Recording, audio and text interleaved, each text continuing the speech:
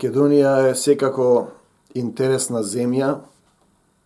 Јас често ја нарекувам богодарувана земја, бидејќи има долгогодишна традиција, повеќе милениумска традиција на односот со словата.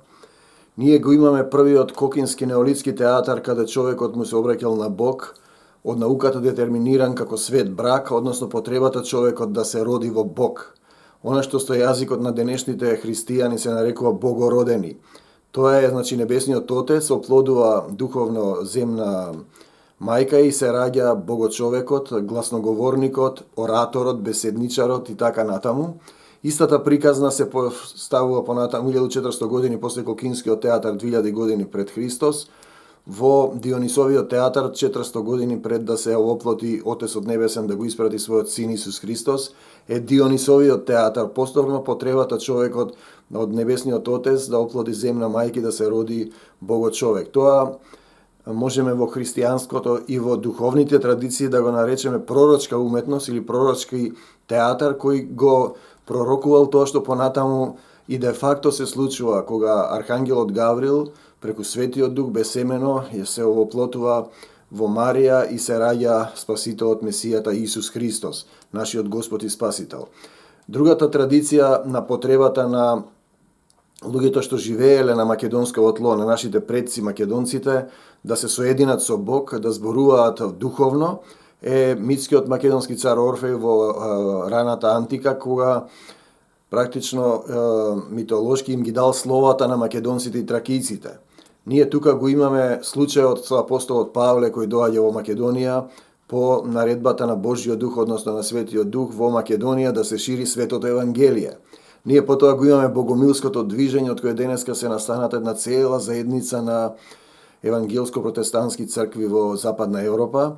Ние тука ги имаме Свети Кирил и Методија, патроните на универзитетот, кои, слава му на Бога, како молитвени војници на Исуса Христа ја дарувале глаголицата, односно кирилицата, и го имаме Климента, Свети Климент, кој првиот универзитет нели во Македонскиот полуостров, кој ја даруваше климентицата, односно кирилицата.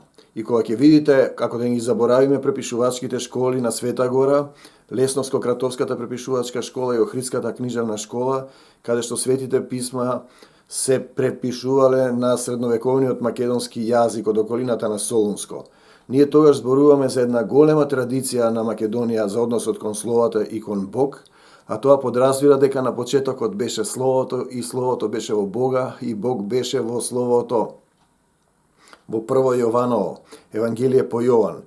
Најголемите говорници и најголемиот антички царскиот македонски лекар Аристотел, филозоф, кој ја напиша книгата Реторика во кој се поставени темелите на доброто беседничко изборување, и секако македонската говорна школа со Ескин и Исократ, представници на македонската партија на Атина како најдобрите антички говорници, заедно со пајониецот од Пеонија, од Горна Македонија, Демостен син Демостенов пајониец. Како што гледате, Македонија добро го разбрала тој сооднос со словата и неслучајно во овие краишта секое второ дете или прво пишува поезија, пееме, играме метричката структура во ората и стапките што ги имаме во антиката, ние денеска ги играме во современите македонски ора. Затоа е таа позната изрека во Македонија: немој да пееш, немој да свириш, немој да играш, ќе те надпеат, надиграат и надсвират. Но секако може да се каже и немој да беседиш, бидејќи ќе те надбеседат.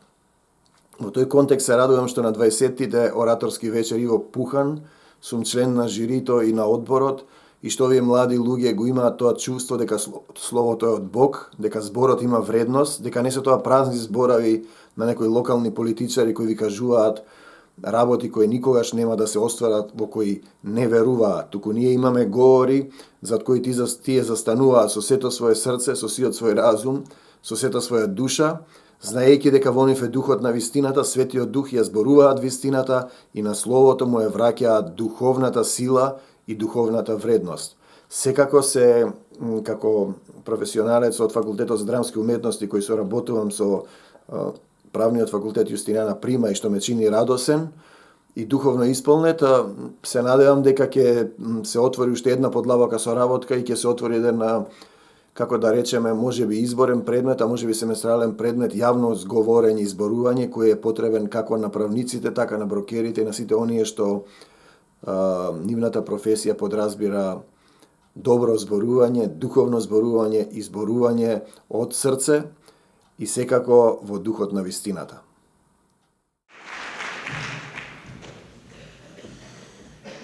Амар Мециновиќ, втора година политички студии.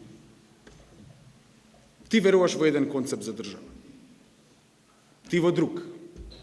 Некој трет, јас во поларно спротивен од првите два. Во овие идејни концепции се формулирани волјата и интересите на поединците или колективитетот. Ако ги идеализираме за државата, ако тие интереси не се кохерентни со оние на целата заедница, стануваат исклучиви и антагонистички. Решението во плуралистичката демократија е надпревар на агенди за освојување на власт.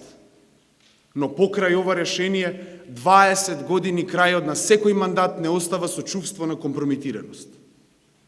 Партиите гледаат на изборниот процес како крајна фаза за верификација на авторитетот на нивните програми. Мобилизирано, кампањски, краткорочно, демократијата се сведува на груб процес за обезбедување на власт, далеко од манифестација на народна волја. Нашата замаеност со самиот процес го засенува начелото на кој тој се гради, а тоа е демократичноста. Демократичноста е согласност на тие кои учествуваат во демократијата на што се гради и граѓанската република. Зошто се соочуваме со шпекулативна стварност на дихотомија?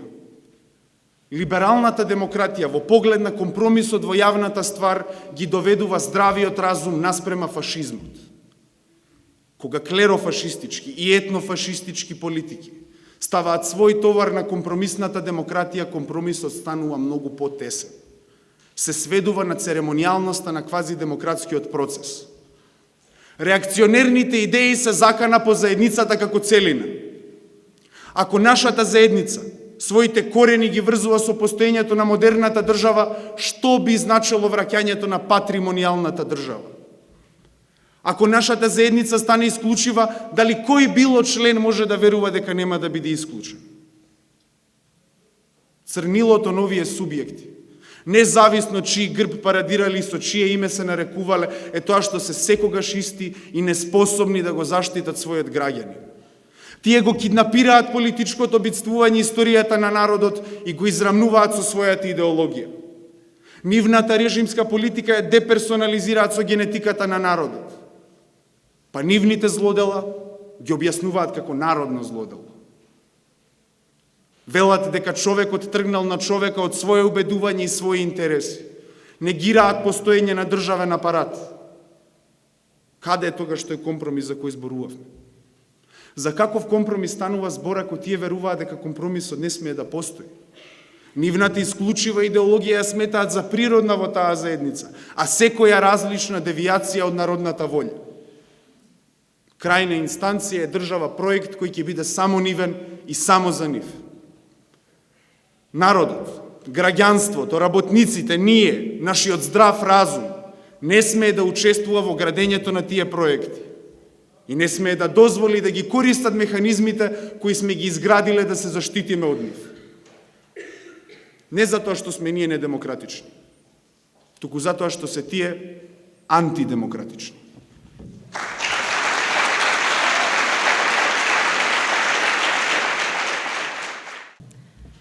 Кристина Митровска, 5 година правни студии. Секоја недела ќе се дотеравме и одевме в црква. Се радувавме на Великден, го празнувавме Илинден, Ѓурѓевден. Вака раскажуваше мојот дедо Паскал за својот роден крај, за градот Драма во Беломорска Македонија. А денес, што е со неговиот имот, неговата куќа, неговите ниви?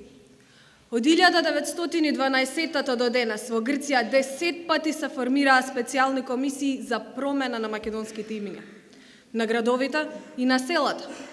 2000 македонски топоними се заменети со грчки, за да не го загадуваат изгледот на Грција. Од 1952 до 1958 година Грција спроведува тајна програма со која го брише дедо ми од земјишните книги. Му го одзема државјанството Имотот му забранува да се врати во родниот крај. Со закон број 1540 од 10 април 85 година, како на дете бегалец му забранува враќање на имотот. Не бил грк по род. Не се работеше за стандардните ограничувања на правото на собственост кои ги познава современото право. Имотите на македонците се дивјачки одземени, спротивно на сите цивилизирани норми. Зарем правото на собственост на македонецот од Лерин, Воден, Кукуш, Костур, зарем правото на собственост на дедо ми е помалку важно од она на неговиот сосед, Грк? Во колевката на демократијата, правото на собственост згазено со парче хартија. Нема државјанство, нема имот, ако не си Грк по род. Кане нас ден старите тис идиоктисијасту. Никој не смее да биде лишен од правото на собственост. Така гласи член 17 од Уставот на Грција. Така гласи и грчкиот граѓански законник. Собственоста е загарантирана и со членот 1 од протоколот број 1 кон Европската конвенција за човекови права, ратификувани од Грција. Ова значи дека беломорските македонци и нивните потомци имаат право и правни инструменти да го вратат својот имот. Со индивидуално поведување на постапки пред надлежните судови во Грција, а по исцрпувањето на правните средства, може да тужат Грција пред судот за човекови права во Страсбург. Докажувањето на собственоста е пробацио диаболика, ѓаволски тешко. Но нема целосно безизлезни ситуации. Има само извонредно тешки ситуации од кои има излез. Дедо ми замина на оној свет, без повторна да види драма. Дедо ми не е тука, но јас сум тука и ќе ја почнам правната битка за да вратам неговата родна куќа.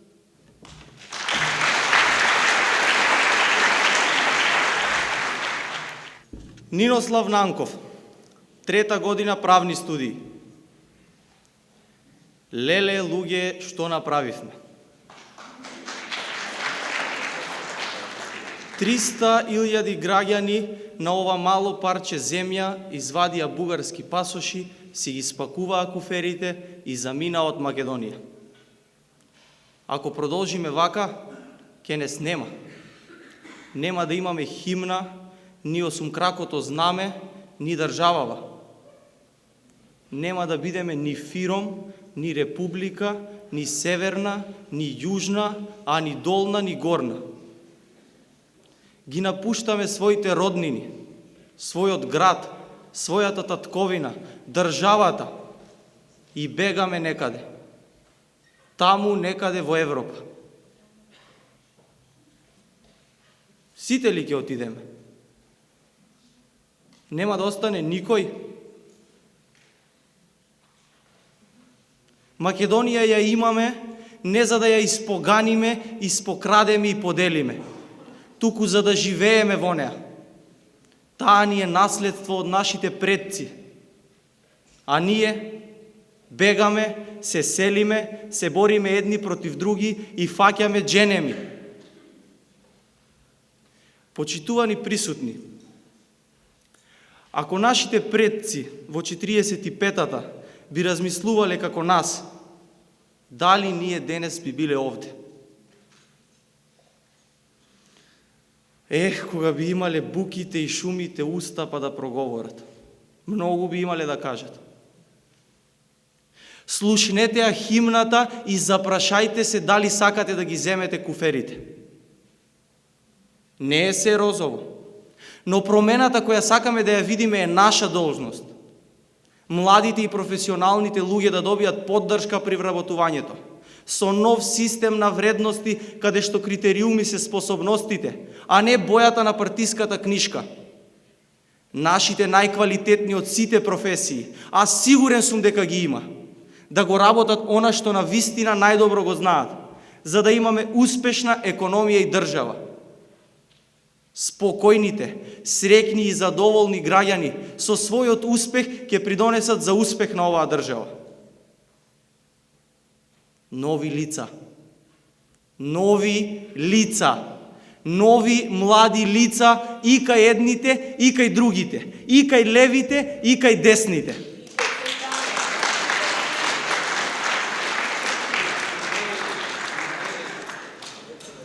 Едните потфрлија, а другите не успеа затоа што се истрошени. Се изморивте и не изморивте. Потребна ни е нова енергија, нови идеи, свежи мисли и свеж дух, за да направиме суштински промени за нас. Тогаш ќе ја вратиме до вербата и мотивацијата дека и овде може да има иднина за нас и за нашите потомци. Сигурен сум дека можеме да бидеме еднакви со Европа, да ја донесеме овде наместо да одиме таму.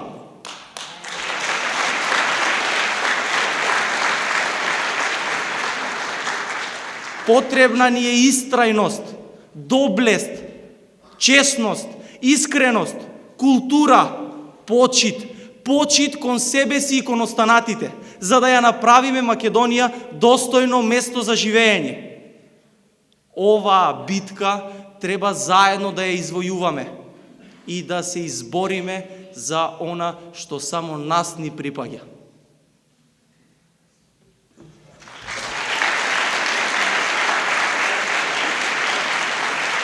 Почитувани присутни, секоја година комисијата има тешкоти околу тоа кого да го прогласи за првопласиран, кој да добие второ, кој да всушност да ги подели наградите. Меѓутоа оваа година беше исклучително тешко, затоа што по неколку години оваа година имаме најдобар избор, најквалитетни студенти. Меѓутоа, како и во спортот, кој што одважи, мора да се одлучиме за прво, второ, трето место, односно за оние награди кои што се предвидени според правилникот на факултетот. Меѓутоа, и знам дека сте во исчекување, тоа е всушност она гранде финале, кога треба катарзата да биде доживеана, меѓутоа, бидејќи е повторно, по трет пат нагласувам, јубилејна и така вечер, дозволете ми да ја поканам продеканката Неда Здравева, во својство на победничка на првите ораторски вечери,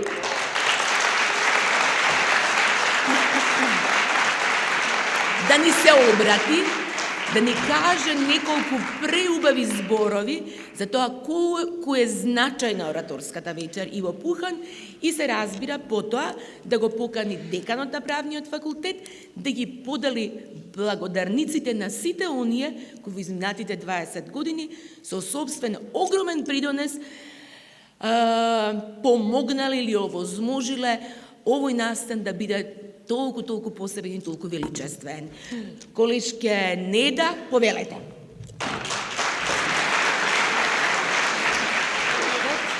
Неда Здравева, трета година, правни студии.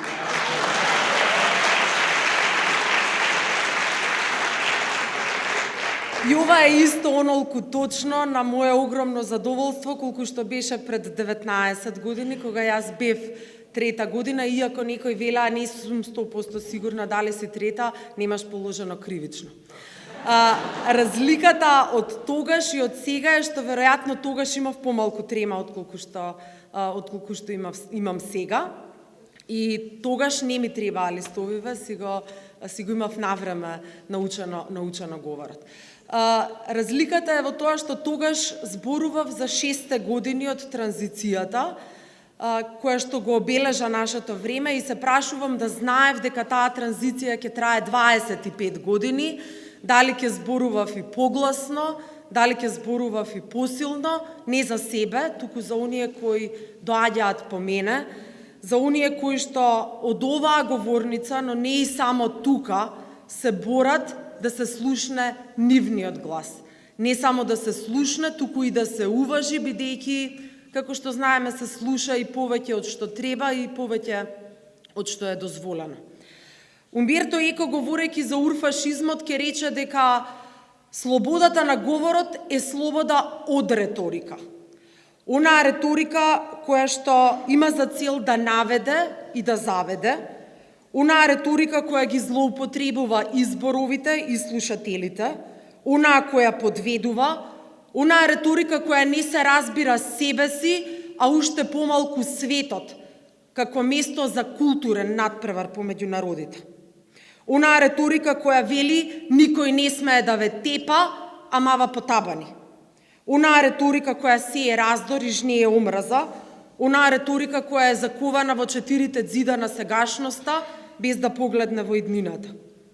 Онаа реторика која што за жал станува наше секојдневие.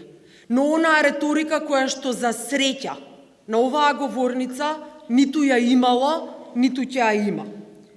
По 20 пат на оваа говорница со исти две основни правила: без цензура и без говор на омраза, со аргументи и многу жар. И така веќе 20 пат.